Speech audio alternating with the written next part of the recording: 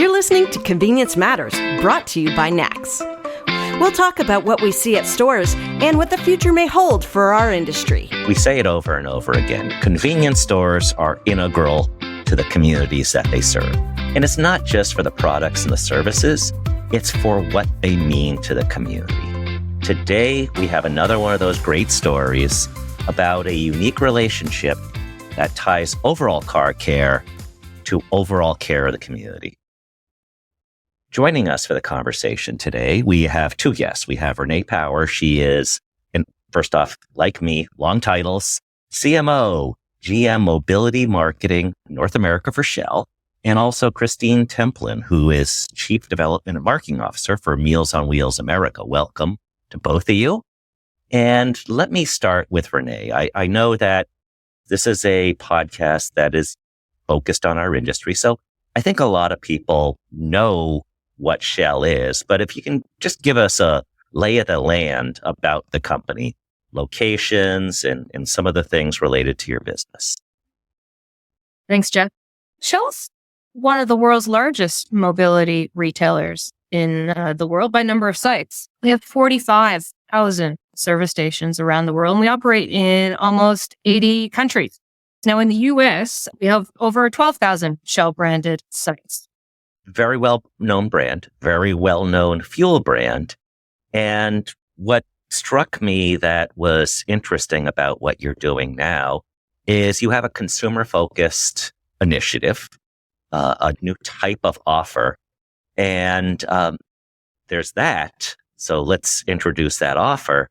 And then let's talk about how you found a way to put more heft into that offer in terms of how people can positively affect their communities by being part of this. Yeah, thank you. So yes, we have fuel rewards as our loyalty program at Shell. And last year we wanted to take this program to the next level. It's sort of it's a tiered program. Our members are rewarded for the number of times they fill up at Shell. And we wanted to bring it to that next level for our most loyal customers, the people that come to us the most, to make sure that we are properly rewarding them for that and getting to know them better. So we created platinum status. And essentially, it should be pretty easy. I think we're known as being a fairly straightforward loyalty program. But essentially, when one of our platinum members fills up at the pump, they get 10 cents per gallon off. And more than that, with this new tier, there's sort of money can't buy offers, exclusive contests and stuff to win, events, tickets to events, sport, concerts, those sorts of things. The program has become a bit of a coalition as well. We have a number of brands that participate with us: T-Mobile, American Airlines, Advanced Auto Parts. And so this gives the consumer the opportunity to stack rewards by making purchases they make every day with these brands, so they save even more at the pump. But getting back to Platinum and why we're here today, one of the things that we wanted to do as we were putting together Platinum is to explore something around, community outreach initiative. So we were talking amongst ourselves at Shell, and one of the things that happened was another part of Shell, another Shell-owned company, Jiffy Lube, had recently worked with Meals on Wheels for a program. They did the Drive to Do More campaign. And I think I'd love Kristine to comment on it, but I think that both companies found it was really successful. So we thought we'd try to do something similar with Platinum. So before we introduce Kristine to the conversation, just tying off of a couple of things you said, Nax does a whole bunch of consumer surveys. And what we want to do is we want to find out why people go to certain places to buy gas. And one of the questions, and this may seem a silly question, but we asked them, do you think buying gas is a chore or is something you enjoy? And guess what? Most people, almost all people, thought it's a chore. It is not a pleasurable part of the day. There's not a whole lot of joy in it. However, if you can tie it to something that matters to them, and we also asked follow-up questions, what would you do to save 5 cents a gallon? how far would you travel out of your way? How far would you travel out of your way to save 10 cents a gallon? People they're very interested in saving 5 cents or 10 cents a gallon. And 71%, in fact, said that they would drive 5 minutes out of their way to save 5 cents a gallon. However, even more would travel 5 minutes out of their way to go to the store they like. And by that, it could be the in-store offer, but it could be what that store is doing with the money that's associated with that fill up. And I think that's a perfect way to introduce Kristine in terms of how Meals on Wheels got involved with all of this. So Kristine, you want to take it from there? Sure, I'd be happy to. Thank you. So as Renee said, we had an existing partnership with Jiffy Lube, and very similar to Shell, Meals on Wheels programs are all across the country, pretty much in every community all across the United States, right down the road from Shell stations, right down the road from Jiffy Lube franchise as well. And so we were very pleased to be introduced to Shell through our partnership with Jiffy Lube. And so just to talk a little bit about Meals on Wheels America, we are the national leadership organization there are 5,000 community-based programs across the country dedicated to addressing senior hunger and isolation. And as I said, these programs are in nearly every community and like many community-based programs, really experiencing some of the challenges around inflation and cost, which not only impacts our demand for service, but really limits our ability to serve everyone in need. And so at the same time, there are 12,000 Americans turning 60 every single day. And these older adults are living longer and with less money. In fact, 1 in 2 seniors living alone lacks the income to pay for their basic needs. And at a time when they're already, experiencing greater risk of hunger and malnutrition. And so you were talking a little bit earlier before we got on the call about knocks, and knocks are so critical for our organization. A knock at the door from Meals on Wheels means so much to a homebound senior.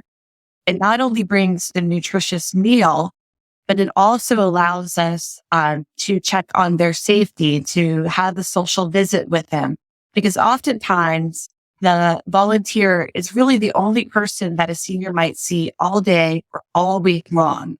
And so if you think about those knocks, it brings hope, it brings health, it brings companionship, and quite simply, a knock at the door from Meals on Wheels becomes a lifeline for so many seniors.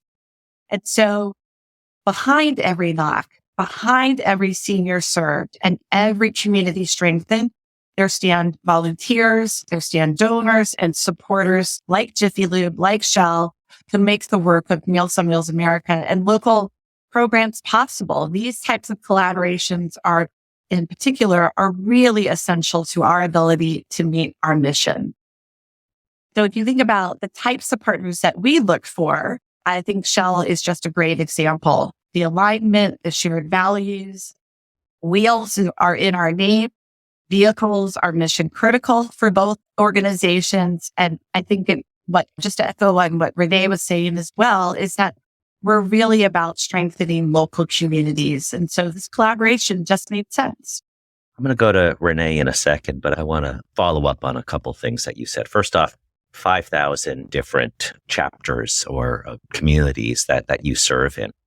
One of the things that our industry either collects or contributes more than $1 billion a year to charity. And what our members have told us is what they want to find charitable groups that are local, that it doesn't go to some centralized place that then may dole it out or something like that, but it has to feel like it's part of their community. And so being in every community is a huge deal. And I will tell you my experience with Meals on Wheels with my parents. I visit them, and at almost on the clock when the meal is, they say, we'll have something around this time. It's 2 people, sometimes 3 people, and they have food. And there's 2 things that really strike me. One is the smiles. So it's not just the knock on the door And think of it like a delivery driver, just leave something there, and then something goes off. It says, please pick up at the front door. There are people who are smiling. They're invested in what they do. And as important, if not more important, is they care. And so when you have a Meals on Wheels meal delivered to you, it's people that said, I value you, how you doing today? And all those things you said are absolutely right in terms of it's so important when people feel distant today, and bringing in that sense of community literally to the front door and inside that front door. So that's my experience with Meals on Wheels. Just fantastic. So Renée, tie it back in to how Shell is working with the awards program to end Meals on Wheels. Yeah, and I guess, just to comment on the stats you even gave earlier, that so ties in with our research as well. Consumers expect big brands to stand for something, right? To be a force for good. And I think I expect that of us as well. So when we looked for what organizations we could partner with, the Meals on Wheels, the fact that, we're in the community, we're staffed by the community. Most of our wholesalers and the people who own the sites and operate the sites are part of that community. So it's, I think, something that we can all get behind. So the way that the program worked for us, so we ran this in November of 2023. And essentially we put out there to our platinum members that when they fill up at Shell, we will make a donation for every gallon that they put in their vehicle at no extra cost to them. So it literally was them doing something good as they do their everyday chore, as you put it, Jess. So we were able to do that. And, that hopefully has made a help for those in the community that are, suffering from hunger and isolation. We were able to make a donation of $200,000 to Meals on Wheels to help tackle this senior hunger during the Thanksgiving season. So I was saying, there's a lot of places to purchase gas or mobility, which is now the term that we prefer because there's other ways that you can keep your car going. But there's roughly 145,000 outlets in the country where you can do that. And when we have all these things that feel like they're dividing us on a broader level, when you can get excited about, like I said, the basic fill up, it just changes that whole dynamic. And we've talked in the industry about how might we do something that's around like pay it forward. We get 160 million consumers every day that are either filling up or coming inside a store or both, or doing both multiple times a day, depending upon how much they're driving and eating and all that other stuff. But imagine the power that we have as an industry when we can make people feel good about everyday things and how do they pass it along, etc. Renée, I also, since we're talking about giving back, there's another part of the Shell element that you're doing later on this year, which is giving with the name. Yeah, the giving pump. So, we have these 12,000 service stations across the US, and we do want to build awareness for deserving nonprofits in the communities like Meals on Wheels.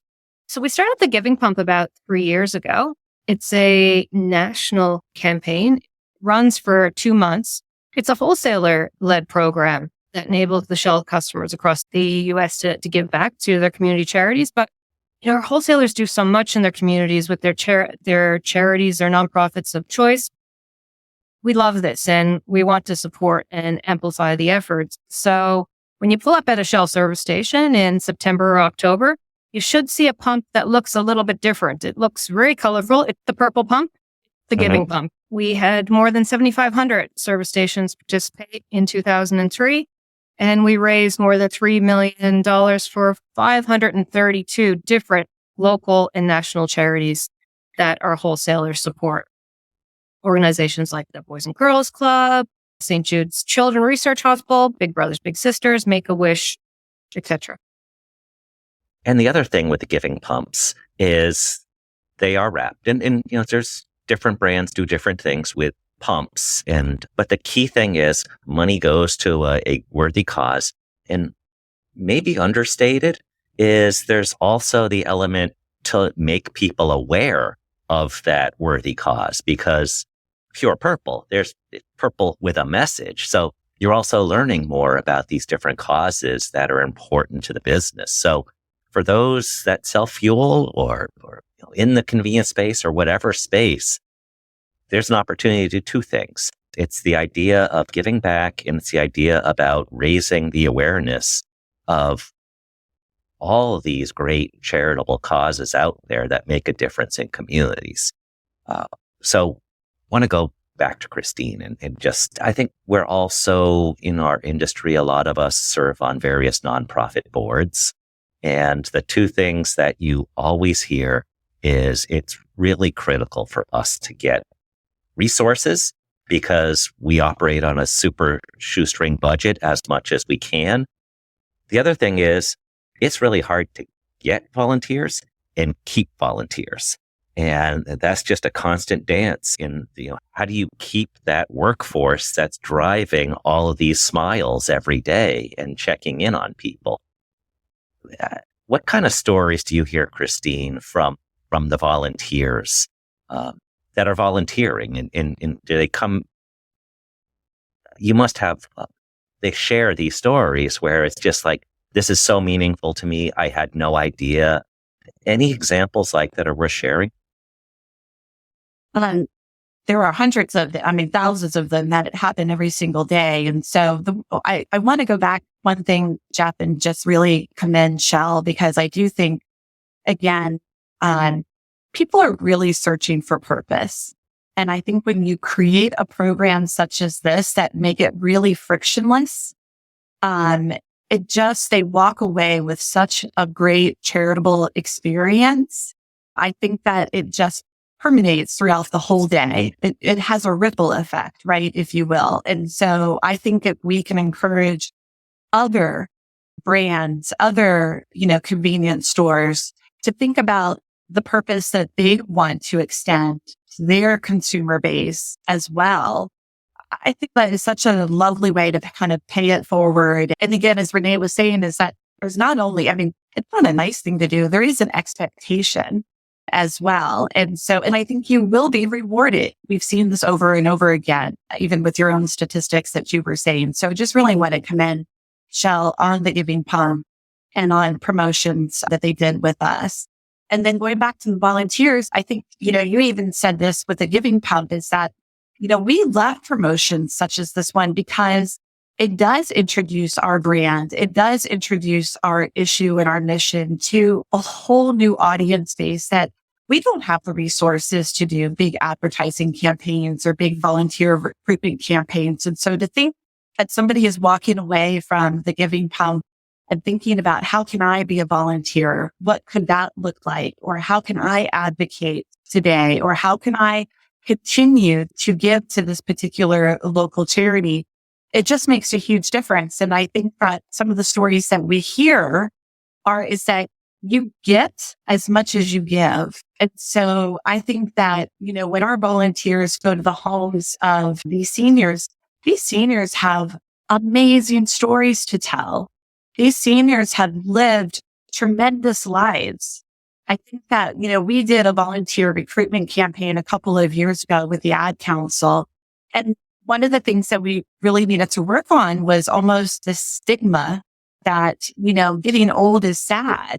And that's not true. It's that these are, joyful seniors that are so grateful that you are stopping by and having a conversation with them. And I think, and oftentimes we also hear stories of volunteers that have saved a life. If a senior that you go to volunteer didn't answer the door and that they normally do, that volunteer takes action. If they show up and the senior seems disoriented, perhaps they've over-medicated or under-medicated, then the volunteer, they've been trained to take action. And so there are so many stories where go back to where they really are that lifeline. But you also hear stories of, we had one volunteer that was delivering to Fred Astaire's understudy. And so the stories that they would talk about, or famous artists or famous chefs. And so I think that that is the power of these types of volunteers, is that you are building a relationship, and that human connection and that socialization. It works both ways. And you both use the word purpose. And that's something that we repeatedly focus on in our consumer surveys. And even when we're looking to hire people, we'll go through the whole process of talking to somebody about, here's the benefits, here's the position, here's the requirements, here's some of the other things that go along with that. And then you go through that point where it's like, any other questions? And it's like, so where does the sense of purpose fit in? It's not a question quite asked that way, but however it's asked, what they want to know is, how is the job doing something more than the job? What does it mean in the broader context? How are you doing good in this world? And of course, we have ways to answer that are different than how everybody else does, but we clearly look at purpose, and obviously both the organizations look at purpose. And when you're competing in this marketplace today, where people could leave you for 25 cents an hour or something like that, if you're a frontline employee, there's a different feeling if they know that their job is paying them, got some benefits, all of those things, and then doing good in the world. It's a lot harder to go somewhere else for just simple things when you've built that relationship with, whether it's the employee, customer, or community. And that's also the other important part, because when you're part of the community treats you that way, whether it's in zoning hearings or whatever else, there's just more of a connection. And when you're a part of the community, you'll be treated as such. So, Renée, the idea of mobility is what Shell sells. Mobility is in Meals on Wheels' name. I would imagine that there was just somebody had the light bulb and said, this just makes so much sense. And that's how this program originally took off. Yeah, no, exactly right. And I mean, it was, to your point, how do we look at loyalty in a different way, right? The loyalty area is very crowded. So making sure that think about that, and think about brand trust, and think about the power of what these two brands can do together was what made this an excellent fit for us. And yeah, utilizing the resources, as Kristine said, we can put our dollars in the many different areas. But if it can amplify the cause, I think that is worthwhile, and help the consumer feel like they're doing something to give back through simply using the program and filling their tank. So the virtuous cycle, and Kristine, we'll give you last word. For those who want to work with Meals on Wheels, how can somebody reach out, get involved, and help make a difference with those knocks and those smiles and those meals? Well, they certainly can go to mealsonwheelsamerica.org, and there's lots of contact information on that site. And if they're looking to connect with their local program, they could go to Find a Meal and type in a zip code, and that will give them all of the Meals on Wheels programs in their local community. But I will say one of the advantages of working with Meals on Wheels America is, because we do have so many programs across the country, is that if they're looking to partner in multiple communities, we can help make that happen. And that's what we did with Jiffy Lube. And that's what we're doing with Shell. And so we're kind of a little bit of that matchmaking. I think that I'll just kind of end on saying that Meals on Wheels was really built on this concept of neighbor helping neighbor. And I think what Renée was saying about how these Shell employees, the customers, they're all part of the fabric of the community. And so I think anything that you can do to build resilience in your community and strengthen your community, and just these little simple acts of kindness, whether it's a knock at the door, whether it's going to a Shell station and using the purple pump, I think those little tiny acts of kindness add up to really big impacts in somebody's life. One of the lines that we've used at NACS is we say C-Store doesn't just stand for convenience store, it stands for community store. And today's conversation is a perfect example of how that is a reality. So, Kristine and Renée, thank you both for joining us today. And for those listening out there, if you're interested, you know how to be part of the solution. So thank you all for listening to Convenience Matters. Convenience Matters is brought to you by NACS and produced in partnership with Human Factor. For more information, visit convenience.org.